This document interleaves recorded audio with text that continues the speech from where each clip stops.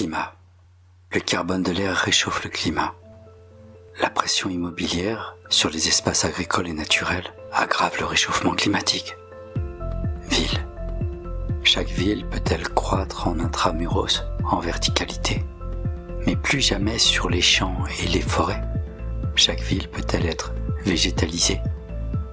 Entre les villes, chaque espace agricole et naturel peut-il être ce sanctuaire végétal, nourricier d'agréments, où cultiver sa nourriture, son emploi, la vie économique de son territoire, de son pays.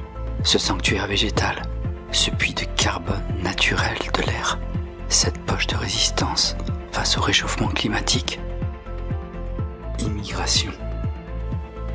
Pierre Rabhi, pionnier de l'agroécologie en France, au Burkina Faso, au Maghreb, dit que l'agroécologie peut nourrir l'humanité. Le temps. 1914. Paysans et ouvriers s'organisaient-ils pour leurs droits? Qui le saura? Il y eut la Grande Guerre. 2017. Quel partenariat public-privé entre gouvernance politique et grande distribution agroalimentaire organise les emplois des populations et des paysanneries pour produire et distribuer leur alimentation localement?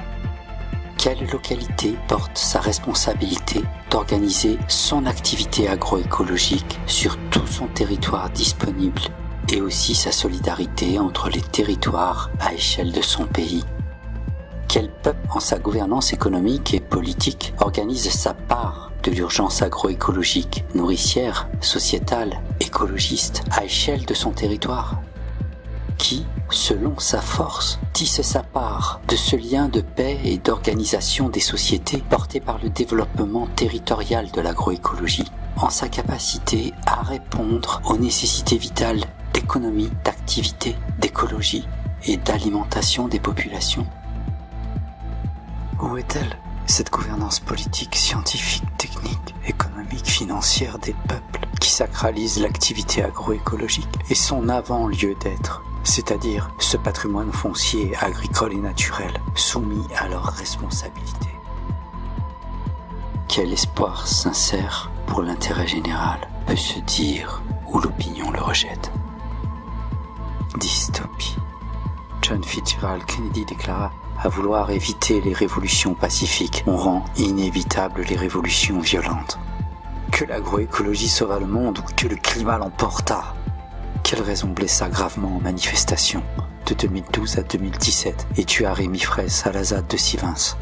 Quel choc de la violence du marché, de la finance investie et de sa préemption du territoire agricole et naturel? Sans terre, comment intégrer son rôle dans la coordination active, vivrière, économique, écologique, responsable, solidaire, autonome, territoriale des populations? Utopie. L'agroécologie, activité humaine naturelle, cultive le climat. Le réchauffement climatique est global. Il appellerait une agroécologie globale et tout partenariat public-privé afin qu'il l'organise sur son territoire. La pression immobilière sur le foncier agricole et naturel accroît le réchauffement climatique. Chaque gouvernance de peuple et chaque peuple a sa responsabilité quant à la préservation de son foncier agricole et naturel, à mettre en lien à l'organisation de l'activité de sa population et de son territoire. Une agroécologie globale pour répondre à un changement climatique global. Chacun selon sa force et selon la nécessité de vie de chacun.